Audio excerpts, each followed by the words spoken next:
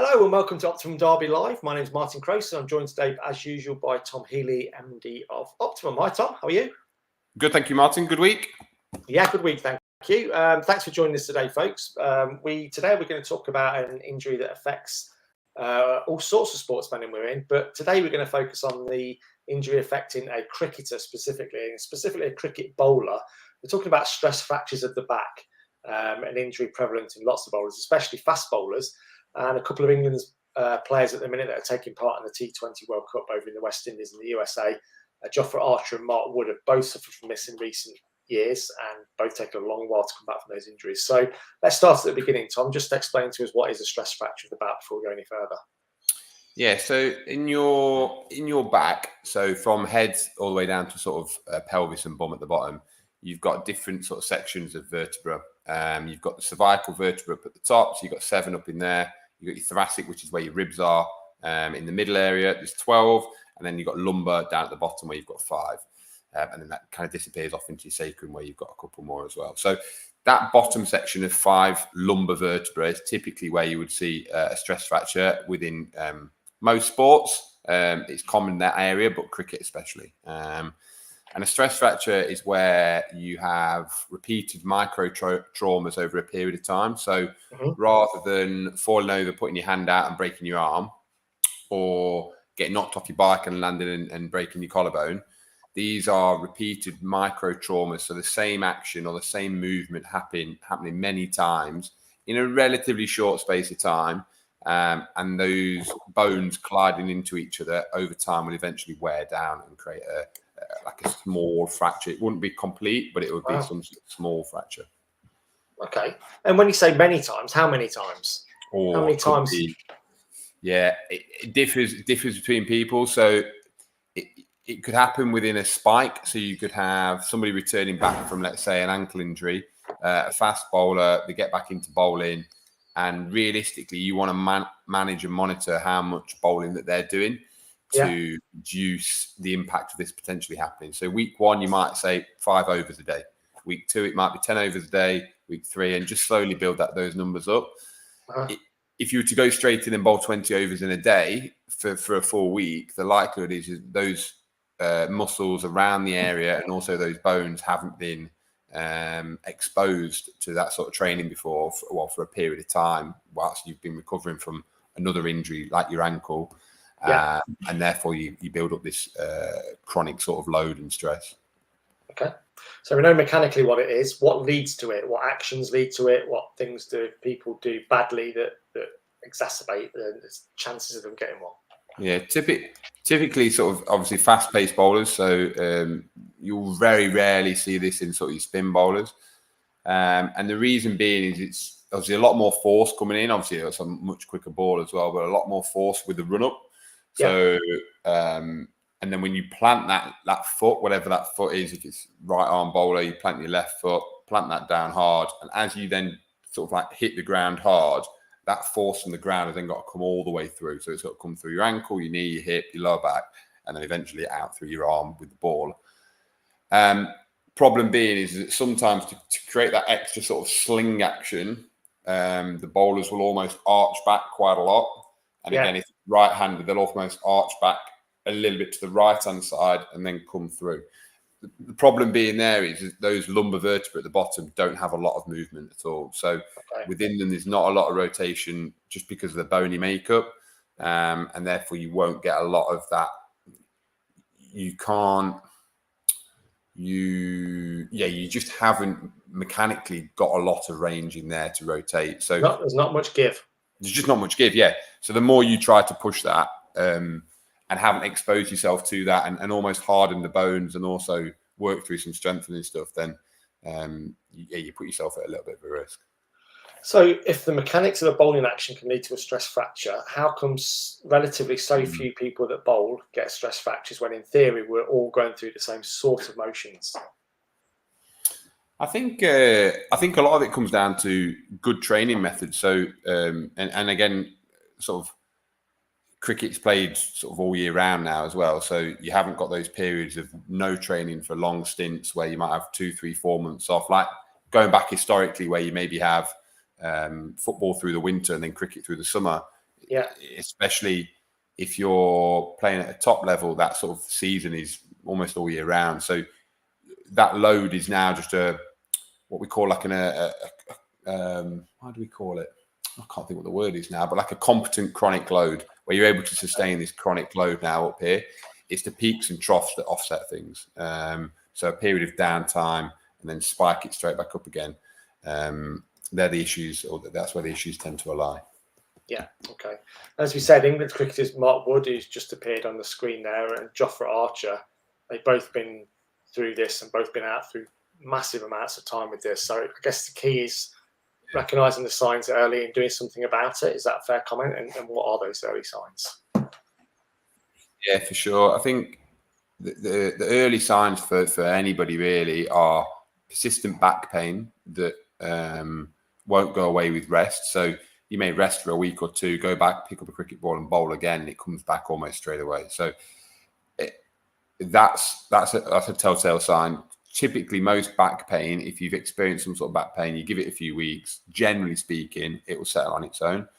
If it's some sort of mechanical issue, like with the stress fracture, the problem will come back time and time again. Also, you'll also notice if you are a right-handed bowler and you're planting that left foot, if you were to lean back, so extend backwards and rotate towards that right side, you're probably also going to get some sort of a pinch or some sort of pain into that area as well. So that's another telltale sign that you'll get like a nagging sort of feeling in there. So at that top level, communication between player and physio is extremely important. In your career, have you treated anybody or known anybody that is pro or semi-pro level that's been through this? Yeah, for sure.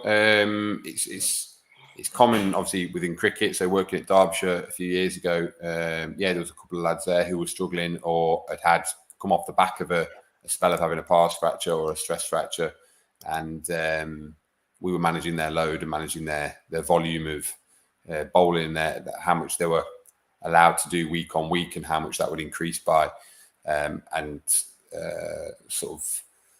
marrying that up with the gym work that they were doing alongside that, just to build strength and stability around that area. It's common. It's also common though in like adolescence as well. So not even just in cricket, but adolescence with repeated sort of movements or being very sport specific. So even in sort of like gymnastics, ballet, dance, football, in that sort of young 13 to 18 sort of age. And especially if you start honing in on one sport very quickly, then why is that, Tom? Because they're still growing and putting stresses on the body while they're doing it.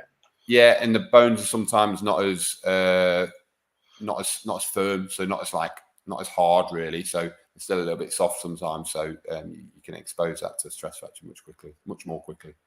Okay, so if we're professional, it's been spotted by the team at the club. If we're an amateur and somebody like you have spotted it at Optimum Derby, is it then a spell of complete rest for goodness knows how many months, or how do you go about firstly stopping that situation getting any worse, and then B, protecting against these things cropping up against in the future? Yeah, for sure. I think the first thing would obviously be to try and limit that extension and that rotating action. So to try and limit that, so you're not getting that compression onto the vertebra itself. So that would be the first thing to really look at doing. And then doing the opposite action would be useful. So going almost down into that, sort of like leaning forward and having some rotation in the opposite direction to try and gap those vertebrae where they're actually knocking into each other. That would be some of the first stuff you'd look to do. And then after that, it would be a matter of strengthening around the area. So loads of different, and when I say core, I don't just mean sort of sit-up type work, but lots of different core bracing activities. So things like Palloff press or things like dead bugs, to really give some stability through the front. And also then later stage, you might want to work onto things like ab rollouts or sort of what we would call anti-extension exercises. So things to really challenge the trunk on the front to reduce that sort of extension action, or at least be able to control it, not to reduce it completely, but to be able to control it rather than just hinging off the vertebra. You're actually hinging off the muscles around the area. And if the person in your subject has actually got a bad one, a stress fracture, Mm. would you go the same route in terms of the exercises you've just said there, or would it just be a different set of exercises for someone that has been through the mill and clearly got a serious issue? No, very similar. No, very similar. The approach will be similar. The time frames just might be different. So instead of it maybe catching it early and finding it early and having an X-ray or even an MRI to confirm what you think it is, and it maybe takes 8 to 12 weeks. If it's been something that's been persisting on for maybe a year or two, then that might be sort of an 18, 20-week sort of rehabilitation job. And obviously the temptation is that it actually feels good, so you go back too soon. That's the biggest temptation, is that it can settle in a couple of weeks, so you think, oh, it feels great, but actually you still need to allow that bone to heal. It's still a fracture of some description, so it will still take sort of 10, 12, 14 weeks to heal.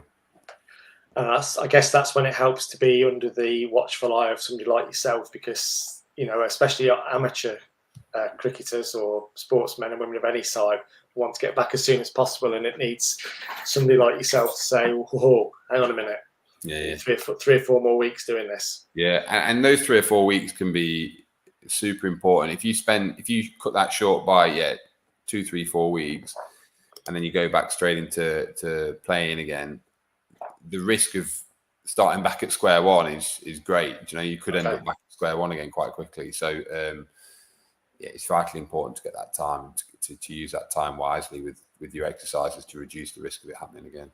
Are players more susceptible to another one once they've had one? Yeah, and again, like, this is where working with a coach is really key as well. So communication between therapist, strength and conditioning coach, and also like technical bowling coach are really important. Just to work on maybe some technique changes that might be beneficial, or it could be that actually they changed the technique through the winter and now they've come to a summer period of lots and lots of bowling, and that technique change has not been beneficial for their body. Maybe it is for their performance, but maybe not for their body. So it's just a matter of discussion as well sometimes around what can we tweak, can we manage this a little bit differently. Interesting. And a real challenging injury, I guess, for you guys as well to deal with because of the nature of it. Yeah, for sure. And it's something that isn't easily spotted on X-rays or MRIs. And there's not that many sort of, we call them special tests or clinical tests that we can do here that would be super clear. But I think a lot of it comes down to asking the right questions and listening a lot of the time, and just seeing what the patient's describing, and then also how the player maybe is experiencing things when they're playing or studying the field, for example. Okay, great, interesting, great, Tom. Thank you. We'll leave it there for today, but much obliged as ever. Folks, if you've got any questions about today, or you would like to get access to some of the exercises that Tom spoke about in today's broadcast, then drop us a line in the comments section, whether you're watching us on LinkedIn or YouTube today, and Tom will endeavour to get back to you. If you'd like a little bit of more of a chat with Tom, maybe you've got a similar condition yourself and want to get in touch with him, his email address is on the bottom of the screen now. If you'd like to find out more about Optimum Derby and what they offer, please get in touch via the website there, or have a look around on there.